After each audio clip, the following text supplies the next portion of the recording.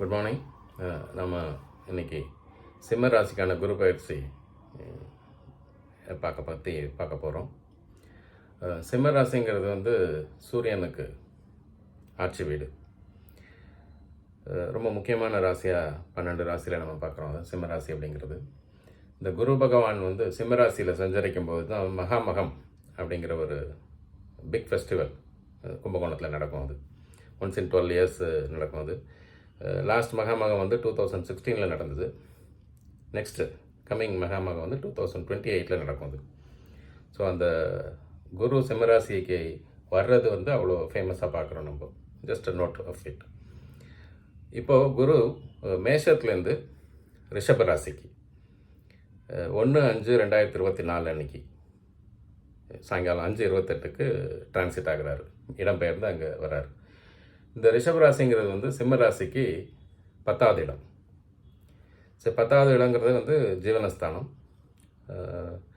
அந்த இடம் குருக்கு அவ்வளோ சிறப்பானதாக இல்லை அப்படிங்கிறது அஸ்ட்ராலஜியோட ஒரு ஸ்டேட்மெண்ட். பட் குரு தான் இருக்கிற இடத்த விட பார்க்குற இடங்களுக்கு தான் நல்லது செய்வார் அப்படிங்கிறதும் அஸ்ட்ராலஜியில் புரிந்து கொண்ட உண்மை. இப்போது சிம்ம ராசிக்கு 10லேருந்து 5, 7, 9 பார்வையாக குருக்கு எப்பவுமே 5, 7, 9 தான் பார்வை எங்கே இருந்தாலும். ஸோ அந்த முறையில் பார்க்கும்போது சிம்ம ராசியோட 2வது இடத்தை பார்க்குது 5ஆம் பார்வையாக. அது கன்னி ராசி. 7ஆம் பார்வையாக சிம்ம ராசிக்கு 4ஆம் இடத்தை பார்க்குறாரு, விருச்சிகத்தை. அப்புறம் 9வது பார்வையாக மகரத்தை பார்க்குறாரு, அது சிம்ம ராசிக்கு 6ஆம் இடம். ஸோ 2, 4, 6 இந்த இடங்களை குரு தன் பார்வையால் அனுகிரகம் பண்ணுறாரு சிம்ம ராசிக்கு. இப்போ ஒரு இடத்த சிக்னிஃபிகன்ஸ் பற்றி பார்ப்போம். அந்த ராசி குரு அதை பார்க்கறதால என்ன பெனிஃபிட் வரும் பார்க்கலாம். இப்போ 2ஆம் இடம் அப்படிங்கிறது வந்து எல்லா ராசிக்குமே, எந்த ராசியாக இருந்தாலும் 2ஆம் இடம்ங்கிறது வந்து தனம், குடும்பம், வாக்குஸ்தானம் அப்படின்னு சொல்கிறோம். ஸோ தனம்ங்கிறது பணம். இப்போ தனகாரகன் குரு புத்திரகாரனாக செயல்படுறாரு. தனகாரகன் 10ஆம் இடத்துலேருந்து சிம்ம ராசிக்கு 2ஆம் இடத்தை பார்க்குறாரு. ஸோ தனகாரகன் தனஸ்தானத்தை பார்க்கறது ரொம்ப விசேஷம். குரு தன் பார்வையால் நல்லது பண்ணுறாரு. குரு பார்க்க கோடி புண்ணியம் அப்படின்னு சொல்லுவாங்க இல்லையா? ஸோ தனம், குடும்பம், இந்த குடும்பத்தில் மகிழ்ச்சி இருக்கும், ஹஸ்பண்ட் அண்ட் ஒய்ஃப் ரிலேஷன்ஷிப் நல்லாயிருக்கும். அதே மாதிரி குழந்தைங்க நல்லா படிப்பாங்க, வேலை பார்க்குற நிலையில் இருந்தாங்கன்னா குழந்தைங்களுக்கு வேலை கிடைக்கும், கல்யாணம் ஆகிற நிலையில் இருந்தால் குழந்தைங்களுக்கு கல்யாணம் ஆகும். ஸோ அனைத்து விதத்துலேயும் குடும்பத்தில் ஒரு மகிழ்ச்சியை பொங்க செய்வார் குரு தன் பார்வையால். அப்புறம் 4ஆம் இடத்துக்கு வரும். இப்போ 4ஆம் இடம்ங்கிற ஒரு சிக்னிஃபிகன்ஸ் என்னென்னா பூமி ஸ்தானம், மாத்திருஸ்தானம் சொல்கிறோம், அது சுகஸ்தானம் அப்படின்னு சொல்கிறோம். ஸோ எல்லா வித கம்ஃபர்ட்டுக்கும் அடிப்படை 4வது இடம் தான். அது விருச்சிக ராசி சிம்ம ராசிக்கு. ஸோ அதோட அதிபதி செவ்வாய் வந்து பூமிக்காரகனாகவும் இருக்கார். பூமிக்கான அதிபதியே செவ்வாய் தான். ஸோ அந்த வீட்டை குரு பார்க்குறதால நிலம், வீடுகள், கமர்ஷியல் ப்ராப்பர்ட்டிஸ் இதெல்லாம் வாங்கிறதுக்கான ஒரு வாய்ப்பு சிம்மராசிக்காரர்களுக்கு இப்போ நிச்சயமாக ஏற்படும். ஏன்னா தனஸ்தானத்துலேருந்து ஸ்தானத்தை பார்க்குறாரு, ஜீவனஸ்தானத்துலேருந்து சுகஸ்தானத்தை பார்க்குறாரு. அம்மா முக்கியமாக உடம்பு நல்லாயிருக்கும், வீடு வாகனங்கள் சேர்க்கை ஏற்படும். ஸோ அதுவும் ஒரு நல்ல சைன் தான். அப்புறம் 6வது இடத்த தன் 9வது பார்வையை பார்க்குறாரு. அது விசேஷ பார்வைன்னு சொல்லுவோம். 5, 9 விசேஷ பார்வை, 7ங்கிறது நேரடி பார்வைன்னு சொல்கிறோம். அந்த 6ஆம் இடத்தை பார்க்குறதால என்ன, 6ஆம் இடத்தோட சிக்னிஃபிகன்ஸ் என்ன, ருணரோக சத்ரு அப்படின்னு சொல்கிறோம். விச் மீன்ஸ் ருணம்னா கடன் பிரச்சனைகள், ரோகம்னா உடம்பு சரியில்லாமல் போகிறது, சத்ருனா எதிரிகள். நம்மளுக்கு கண்ணுக்கு தெரியாத எதிரிகள் இருக்கலாம், நம்ம கூட வேலை பார்க்குறவங்க இருக்கலாம், நெய்பர்ஸ் இருக்கலாம், சொந்தக்காரங்க இருக்கலாம், யார் வேணால் இருக்கலாம். ஸோ இவங்களோட எஃபெக்ட்ஸு, அவங்களோட எண்ணங்கள்லாம் மட்டுப்படும் இப்போது குரு வந்து 6ஆம் இடத்தை பார்க்குறதால. அவர் 10ஆம் இடத்துல இருக்கான்றத ஒரு பக்கம் வைங்க, பட் அவரோட பார்வை ரொம்ப சிறப்பான இடங்களில் விழுது. 2, 4, 6ல். இப்போது 6ஆம் இடத்தை பார்க்கறதால கடன்கள் முற்றிலுமாக அகற்றப்படும். ஏதாவது லோன்ஸ் இருந்தால் கூட அது செட்டில் ஆகிறதுக்கான வாய்ப்புகள் இருக்குது. புதிய கடன்கள் ஏற்படாது. அது ஒரு பிக் ப்ளஸ் பாயிண்ட்டு. உடம்பு நல்லாயிருக்கும், தனக்கும் சரி தன் குடும்பத்தாருக்கும் சரி. உடம்பு வந்து ஒரு மிக சிறப்பான நிலையை அடையும். Health wise you will find lot of improvement. Deterioration இருக்காது. அதுவும் ஒரு பெரிய ப்ளஸ் பாயிண்ட். உடம்பு நல்லா இருந்தால் தானே நம்ம ஆக்டிவாக இருக்க முடியும். அப்புறம் எதிரிகள், அவரோட செயல்கள் மட்டுப்படும். ஒரு ஸ்டேஜில் எதிரிகளே இல்லாமல் போவாங்க. ஸோ அதுவும் ஒரு நல்ல சைன் அது. இது ஒரு பக்கம் இருக்கட்டும். இது வந்து குருவோட பார்வை. இப்போ நம்ம ஸ்லோ மூவிங் பிளானட்ஸ்னு சில பிளானட்ஸை சொல்கிறோம். இப்போ குரு பயிற்சி பலன்களை மட்டும் பார்த்துட்டு we should not be happy because there are other 3 planets, Rahu, Ketu and Shani 3 இருக்குது. இந்த 3ஓட இன்ஃப்ளூயன்ஸ் ஆன் திஸ் பீரியட் எப்படி இருக்கணும் ஒரு ஐடியா எடுத்துட்டோம்னாக்கா யூ கேன் பிளான் பெட்டர். இப்போ ராகு வந்து எங்கே இருக்கார் அப்படின்னாக்கா 8ஆம் இடத்துல இருக்கார், சிம்ம ராசிக்கு, மீனத்தில் இருக்கார். 8ல் ராகு அப்படின்னு சொல்கிறது வந்து பேச்சு வழக்கில் சொல்லுவாங்க, கொஞ்சம் சுமாரான இடம் அப்படின்னு சொல்லுவாங்க.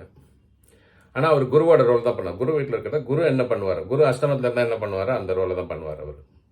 அதனால் ராகு சுமாராக இருக்காருன்னு சொல்லலாம், ரொம்ப மோசமாக இருக்கான்னு சொல்ல முடியாது.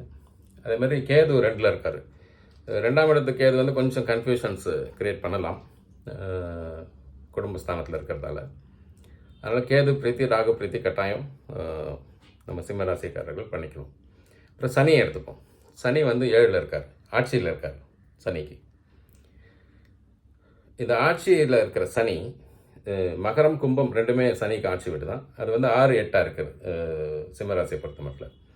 6 is a very good place. இப்போ 7ல் இருக்கிறதால கண்ட சனி அப்படின்னு சொல்லுவோம் அது. இப்போது சனியோட ரொட்டேஷனில் இந்த 30 இயர்ஸில் பார்த்தீங்கன்னா 7ஆம் நாட்ட சனி அப்படின்னு சொல்லுவோம், அது 7.5 வருஷம். அப்போ அர்த்தாஷ்டம சனின்னு அது ஒரு 2.5 வருஷம். அப்புறம் இந்த கண்ட சனின்னு சொல்லுவோம், இந்த கண்ட சனின்னா அது ஒரு 2.5 வருஷம்.